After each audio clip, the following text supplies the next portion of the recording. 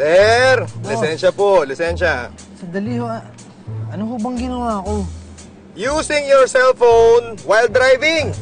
Tapos, wala ka pang seatbelt. Boss, pasensya na ho kayo. Nagmamadali ho kasi ako dahil kailangan ko makausap yung asawa ko. May importante ako kailangan sabihin sa kanya eh. Naku, hindi na ho bago sa akin yung mga paliwanag na yan. Totoo yun, sir. O sige, ikwento nyo. Makikinig ako, dapat maganda yan ha, para maniwala ako. Okay, sir. Ganito ho kasi yun. Akala ko na miss ko. Nakabuntis ako ng tayo. Ngayon, nalaman naman ko kanina na hindi pala ako totoo yung ama. Kaya ngayon, kailangan ko sabihin sa kanila yung totoo.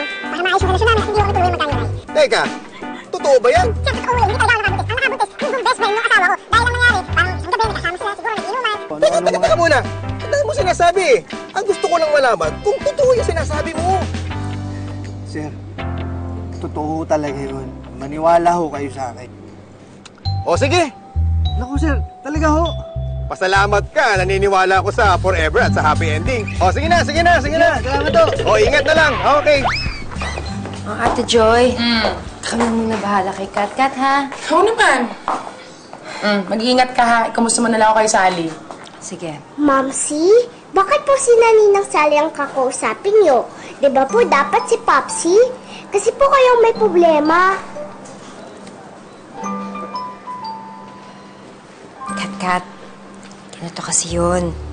Kailangan kong isipin kung anong sasabihin ko sa papsi mo dahil baka may masabi ako na magkasakitan pa kaming dalawa, di ba? Huwag ka mag-alala.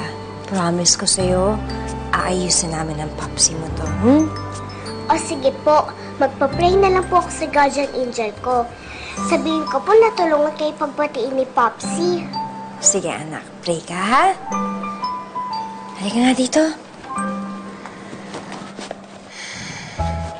O sige ate, ikaw na muna bahala kay Kat. O anak, bye-bye. Kiss mo ako. Ate. Ay, ingat. O tama ba yan, Boyong? Ngay. Mamaya mali na naman yung pinili mo. Palagay ko, tama na to. Ay, naku. Namadas ka nga naman. Juan, umahangos ka. Ano ba ang problema? Bakit ang bait mo kausapin yan?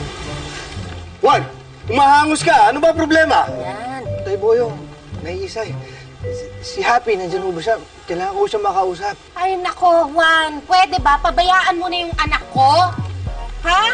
Masakit ang puso niya dahil sa mga ginagawa mo. Ikaw, ilang beses ka nang binagyan ng pagkakataon? Ilang beses mo pa rin siyang niloloko? Hindi ka na napagod sa kakaloko sa kanya. Eh, syempre, masakit kay Happy ang pinagagawa mo, no? Eh, ito si Boyong, pag nakabuntis to ng iba, nako, talagang makakatik ka sa akin. Naisay, Eh, ikaw syempre, lang, ang ikaw lang nabuntis ako. mo pa, yung kabit mo, doon ka magkakaanak. Paano ba yun? Hindi niyo po Ay, nako. naiintindihan.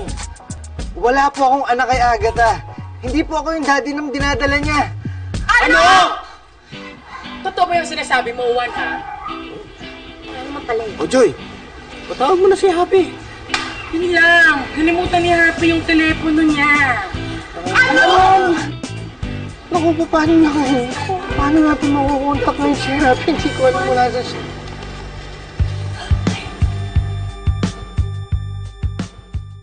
Hoy, ikaw, anong ginagawa mo dito? Alam mo, dati ka pa eh, tagal-tagal mo na lang gagambala ng buhay. Gusto pang dibdibang kita? Huwag mong hintayin kuyugin ka namin or tsaka demanda ka namin ng trespassing. Juan, let me explain my side, please. Juan. Agatha, I'm done talking to you. Si Happy ang kailangan ko makausap. Pero Juan, kailangan din kitang makausap. Juan. Ako, Han, sige na nga, umalis ka na. Habulin mo na si Happy bago pa mahuli ang lahat. Naku, iwan mo yung babae yan. Ano ba, maintindihan? Hindi, hindi, dito ka lang. Habulin mo na, kami na bahala dito. Sige na! Dito ka lang! Dito ka lang! Please, kausapin mo. Ano ba, bitawan mo? Hindi, nakakasigang bahala ka. Makakatingin ka sa akin na sa ilang kanila. Sige na, bilisan mo! Habulin mo na si Happy! Dito ka lang. Alam mo, ingay mo. Dito ka lang. Dito ka lang. Halaka ako. Alam mo, kayong dalawa mag-uusap. Ano ba? Makinig ka sa akin, ha? Ikaw, kung wala kang pakialam dyan sa walang muwang na bata na yan na dinadala mo at dinadamay mo sa kagagahan mo, ibigay mo na lang yan sa totoong tatay niya. Itawan niyo. Dito ka lang. Teka nga muna. Sino ba talaga ama niyang dinadala mo? Excuse. I am the father.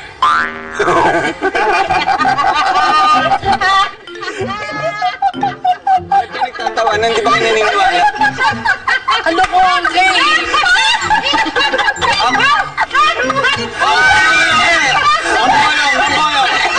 Alam ko natatawa kayo. Dahil hindi si Happy yung nalahian ko. Gusto ninyo malahian ko si Happy, kaya alam may problema siya sa pag-iisip eh. Hindi ko alam kung kanino naman ha. Pero, lilinawin ko lang.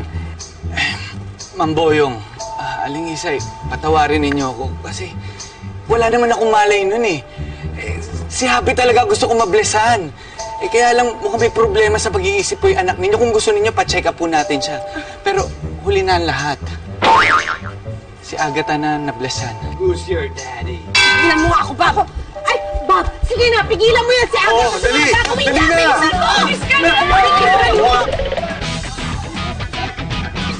Bilisan mo!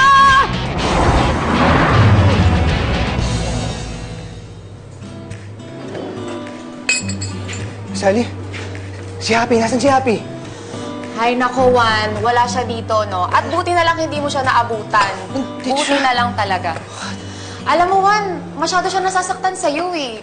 Alam mo, pag lalo kayong nag-uusap, lalo lang kayong nag-aaway. Kaya, pwede ba, never ever ko sasabihin kung nasan siya at kung saan man siya pupunta bukas sa makalawa. Di ko sabihin sa'yo, ever. Sally, makinig ka sa akin. Kailangan ko makausap si Happy dahil kailangan niya malaman na nagsinungaling sa akin si Agatha.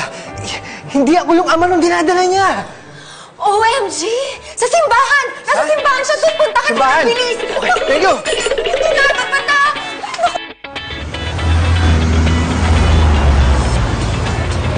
Juan! Juan, sandali lang! Juan, sabi mo ako, Juan! Juan!